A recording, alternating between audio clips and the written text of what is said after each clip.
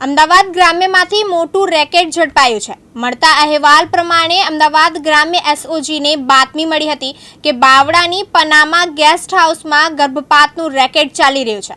આ બાતમીના આધારે દરોડા પાડ્યા હતા। બાવળા એસઓજીએ હોટેલમાંથી ગર્ભપાત કરવાનું રેકેટ દબોચ્યું છે।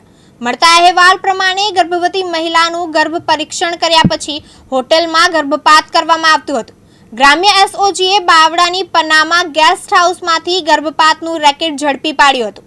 મળતા અહેવાલ પ્રમાણે મહિલા નર્સ હોટેલમાં ગર્ભપાત કરાવતી હતી। મહિલા નર્સ હેમલતા દરજી ગર્ભવતી મહિલાઓને એનેસ્થેસિયા આપીને બેભાન કર્યા બાદ ગર્ભપાત કરતી હતી। ગર્ભપાત કરવાના એક મહિલાના 5000 રૂપિયા લેતી હતી। તો બીજી તરફ તપાસમાં એ પણ સામે આવ્યું હતું કે આ મહિલા બરોડામાં ગર્ભ પરીક્ષણ કરવામાં આવતું હતું।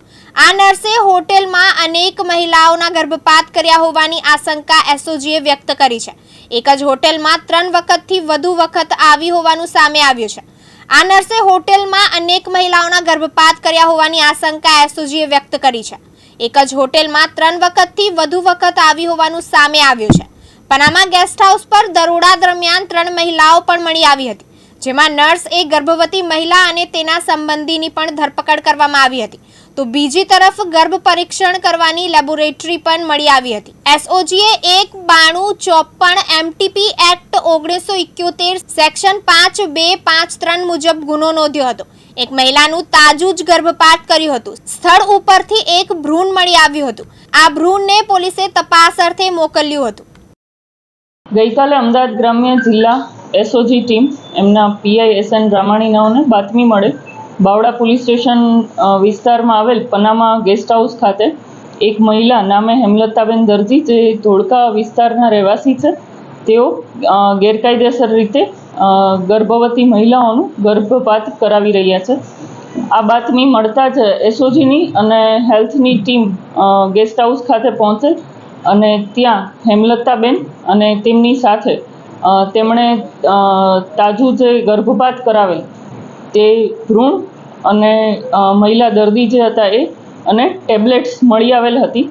હેલ્થની ટીમ દ્વારા આ જે ભ્રૂણ છે તેને અને ટેબ્લેટ્સને રિકવર કરવામાં આવેલ છે અને તેમના દ્વારા બાવળા પોલીસ સ્ટેશન ખાતે મેડિકલ પ્રેક્ટિશનર એક્ટ અને બીએનએસની કલમ 9192 મુજબ ગુનો દાખલ કરાવવામાં આવેલ છે। આ જે મહિલા છે તે છેલ્લા 2 થી 3 વર્ષથી કરી રહેલ હતા। આ સાથે તેમણે નર્સિંગનો કોર્સ કરેલો છે, જેથી જે બાવળા અને ધોળકાની અલગ અલગ હોસ્પિટલમાં ડૉક્ટર સાથે તેમણે કામગીરી કરેલ હોય, જેથી આ કાર્યવાહીથી એ પરિચિત હતા અને આ ગર્ભપાત કરાવવાની ડૉક્ટરની કોઈ ડિગ્રી ધરાવતા ન હતા। તેમની પાસે કોઈ જ ટેબ્લેટ્સ આપી શકે તેવી ડિગ્રી ન હતી। તેમ છતાં તેઓ ડિગ્રી વગર મહિલાઓ તેમને જ્યારે સંપર્ક કરતી અને જેમાં મોટા ભાગે પહેલાં ગર્ભ પરીક્ષણ કરવામાં આવતું અને જો ફિમેલ ચાઇલ્ડ હોય તો તેનો ગર્ભપાત કરાવવા માટે મહિલાનો સંપર્ક કરવામાં આવતો હતો અને આ મહિલા કાર્યવાહીથી જાણકાર હોય તે અલગ અલગ ગેસ્ટ હાઉસ ખાતે અથવા તો મોટા ભાગે દર્દીના ઘરે જઈને ગર્ભપાત કરાવતા હતા। આ જે નર્સ છે એનો કોન્ટેક્ટ લોકો કેવી રીતના કરતા હતા, કેવી રીતના આખું રેકેટ આ લોકોનું ચાલતું હતું, કેટલા સમયથી?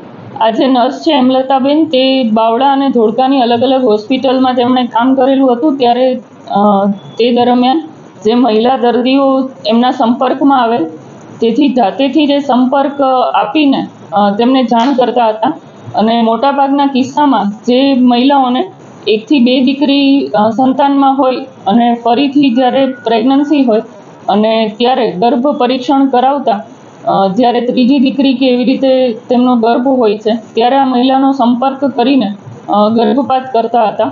એટલે તેમનો ડૉક્ટર સાથેનો કામ કરેલાનો અનુભવ અને દર્દીઓ સાથેનો તેમનો જે પરિચય છે તેના લીધે તેમને સંપર્ક કરતા હતા। આ ગર્ભ પરીક્ષણ ક્યાં કરવામાં આવતું હતું અને કેટલા ટાઈમથી આ લોકોનો રેકેટ ચાલી રહ્યો?